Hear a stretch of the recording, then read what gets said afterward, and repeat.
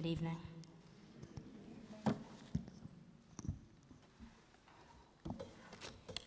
He was the past, the present, and also the future too. He was with your great-grandfather, will be with your great-grandchildren, and he is now suited, booted, and seated amongst you.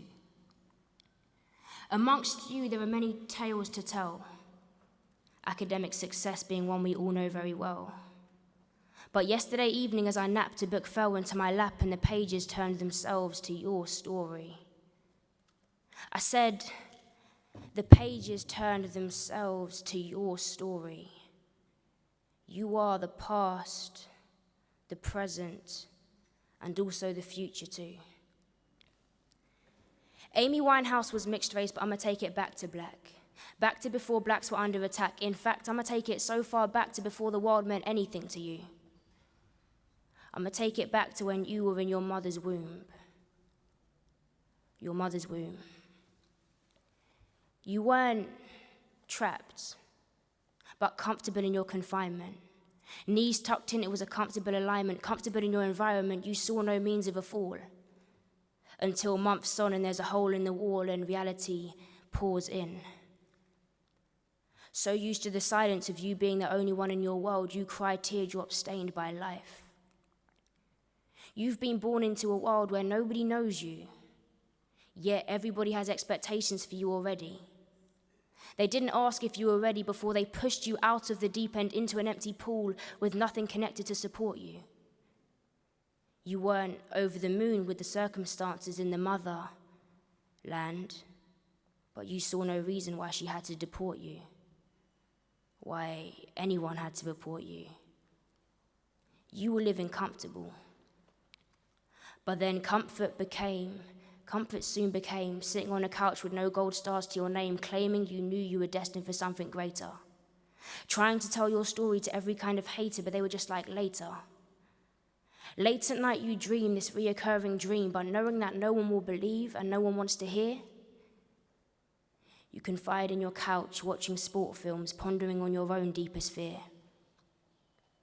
Fear. Fear is the feeling you felt every morning waiting for the bus to school. Knowing you couldn't sit at the back because you weren't that cool.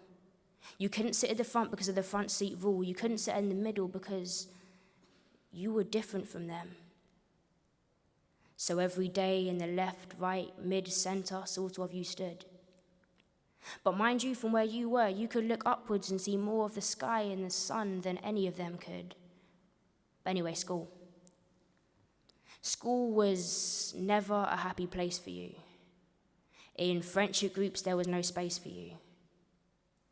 People looked down on you until sports day when everyone wanted to race with you.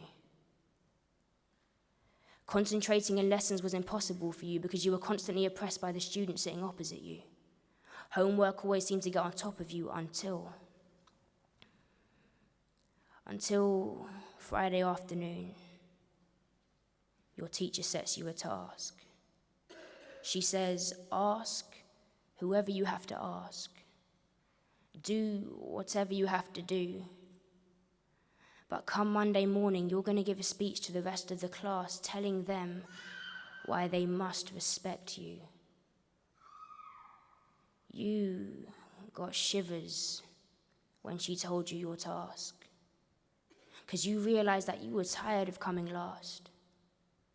So you dived into your past and your future to ensure that you gave the best speech possible in your present, the present.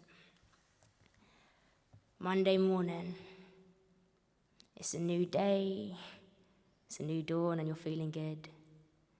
You take down your hood because you are no longer hiding from the oppressor. You apply pressure to the seat that you take on the bus. You make sure your eyes meet with every single Tom, Dick, and Harry that tries to start up a fuss. They question you, but this time you're ready. They question why you're seating there, and you reply, Rosa Parks done told you already. And this seat right here, taking this seat right here is my pleasure. And I'm not scared of you anymore, because my only deepest fear is that I am powerful beyond measure. You put your headphones back on because you know you done did it. You walk into lesson. You take off your headphones, you're no longer thinking in rhyme, you're thinking academic world takeover time. Lessening the time you take out your equipment and then isolating yourself from the classroom delinquents, and you're ready now. Cheer. You're ready now.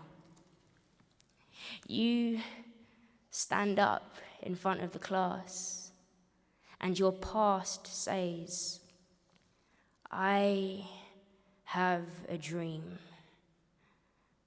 And I would appreciate if you would all listen. Can you listen? Your present replied, yes, we can. And then like the air you rose. You rose above the confinements of your sofa at home, above the times you stood in the playground alone, above the homework that you couldn't do, above your students, above your peers. You rose, but still your words managed to resonate in every single person's ears. You weren't just doing it for right now. You were doing it for back then, right now, and soon to come. And for this, your future loved you. Your past hugged you. And your present is you. You are rising to inspire a nation. We are rising to inspire a nation. And we would like to thank the past, the greats, the Rosa Parks to the he who carved me, the Marcus Garveys, the Maya Angelou's and all those else who rose. And you can't forget about Uncle DeBose, or some may call him Debussy, but I say this thankfully, thank you. Thank you to the present. Thank you to Oprah Winfrey, my black female Bill Gates. Thank you, Jamal Edwards. Thank you, Reggie Yates. Thank you, Mr. and Mrs. Obama. Thank you, Yahya. Thank you to the Father who lifts us all higher. Thank you for this platform, teachers and parents. We will not let you down. Or should I say, you will not let us down. Because as you can see, the past plays a big role in the present. So I bear weight when I say, we are the past. We are the present. And we are also the future. Thank you very much.